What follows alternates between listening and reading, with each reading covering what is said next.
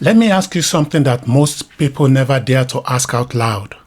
When we say Europe is better than Africa, better at what exactly? Because if we are talking about roads, systems, convenience, sure. But if we are talking about life, real life, the kind that shapes your happiness, your family, your future, then we need to slow down and have a honest conversation. Welcome to this edition of the Africa Narrative Podcast. When you strip away the stereotypes, the rankings, and the borrowed opinions, you start to see that where life is easiest and where life is richest are not always the same place. Today, I'm breaking down 5 powerful reasons why life in Africa can, in very real ways, be better than life in Europe, especially in the things that matter long term. So, take a deep breath, drop your assumptions, and let's talk honestly. And before we dive in, do me a favor. If conversations like this challenge you, inspire you, or make you think differently, hit that subscribe button, share this video with someone who needs to hear a different perspective. Drop a comment. Your support helps us keep telling the truth boldly. Number 1, let's talk about ownership, because this is where the difference becomes impossible to ignore. In Africa, when you build a house, you are not just building for yourself. You are building a family house. Your children know this house will always be ours. When you pass on, no one asks questions. No one sends a bill. No one tells your children to pay again. The house becomes theirs automatically. Now, compare that with Europe. Even after you have fully paid your mortgage, even after 40 years of hard work, when you die, your children may face inheritance taxes, legal fees, administrative costs, and if they cannot afford those costs, they are forced to sell the house. The same house you already paid for gets paid for again. Ask yourself this: is it really ownership if it ends when you die? In Africa, ownership is generational. In Europe, ownership is often conditional. Now, tell me if you will prefer that system of conditional ownership in Europe to the generational ownership in Africa. Number 2, let's talk about something that affects your mood, your energy, your daily life: the climate. African climate is one of its greatest gifts. Sunshine, warmth, long days, outdoor living. These aren't small things. They shape the rhythm of life. People gather outside, children play in the open.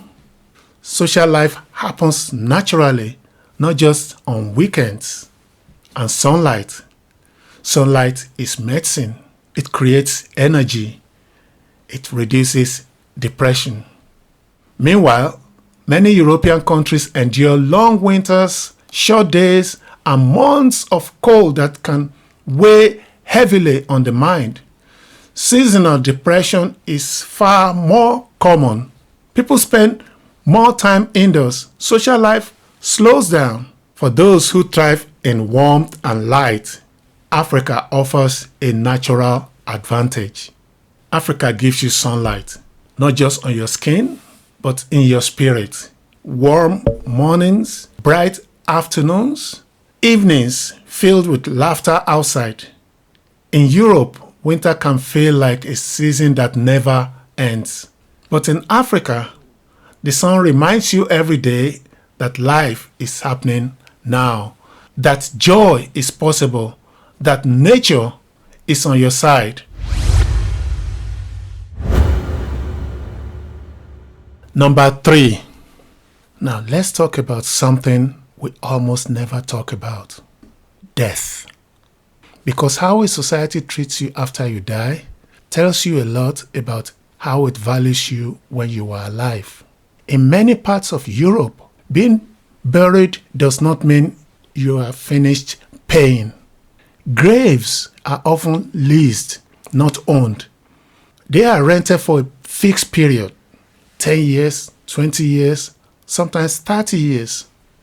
When that period expires, your family must continue to pay for that grave to remain yours. If they cannot afford it, if they default, the grave is cleared to make room for another fee-paying body. So even in death, peace is conditional.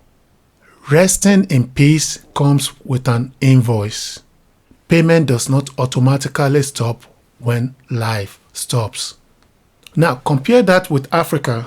A grave is exactly that, a place of rest.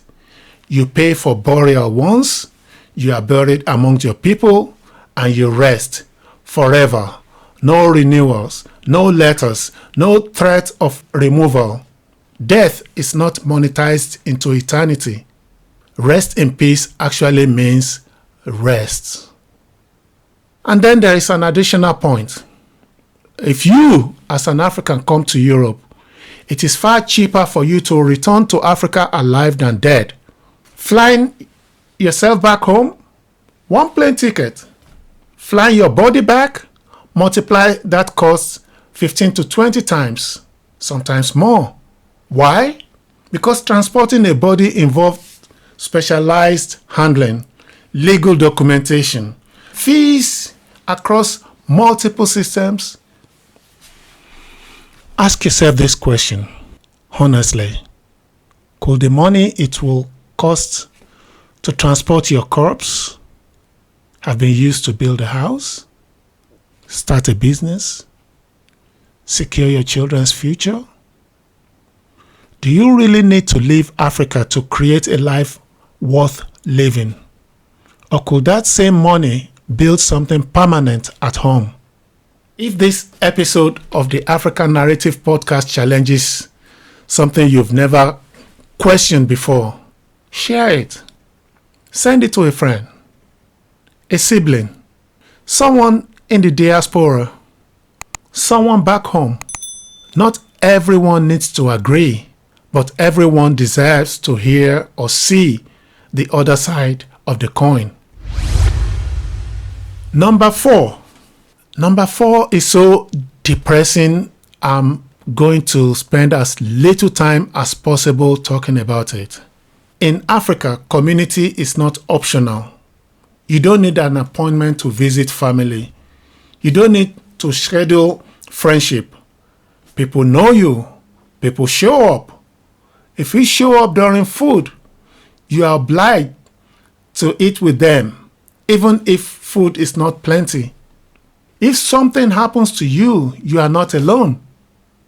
In many parts of Europe, life is efficient, but deeply isolated. People live alone, eat alone.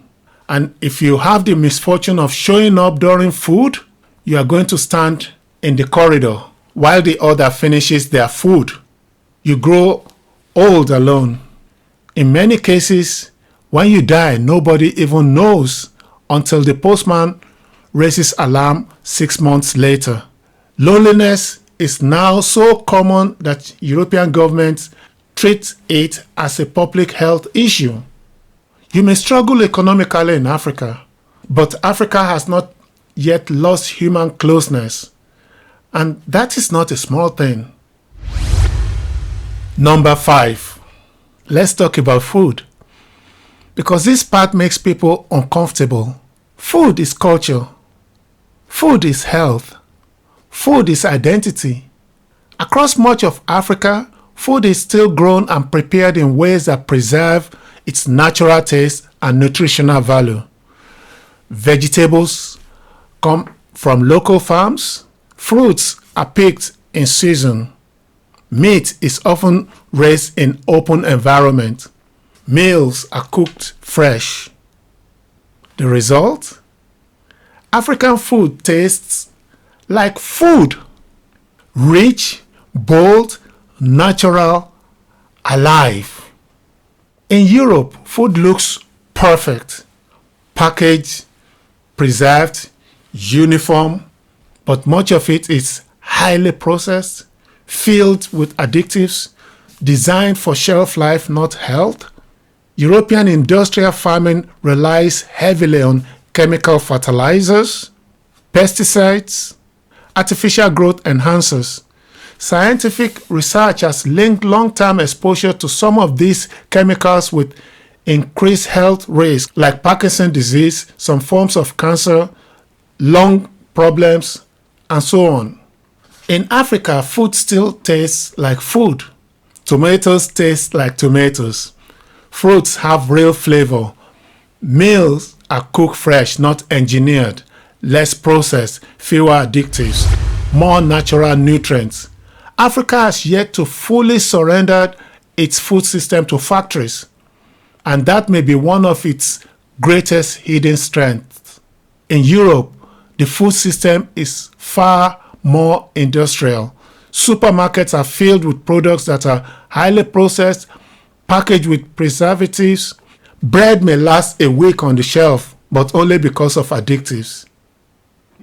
This does not mean all European food is toxic, but it does mean much of it is far removed from nature. So, after hearing all this, ask yourself honestly, is better always where the Wi-Fi is strongest or where life feels richest? Africa is not perfect. Europe is certainly not the enemy, but the narrative that one is automatically superior to the other, that needs to be questioned. A better life is not always found where systems are perfect.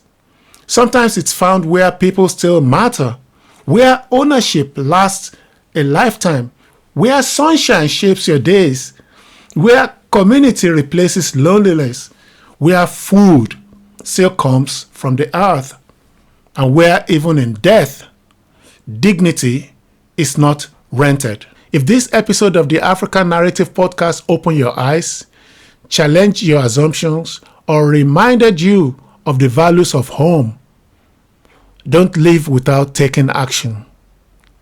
Like the video, leave your thoughts and comments.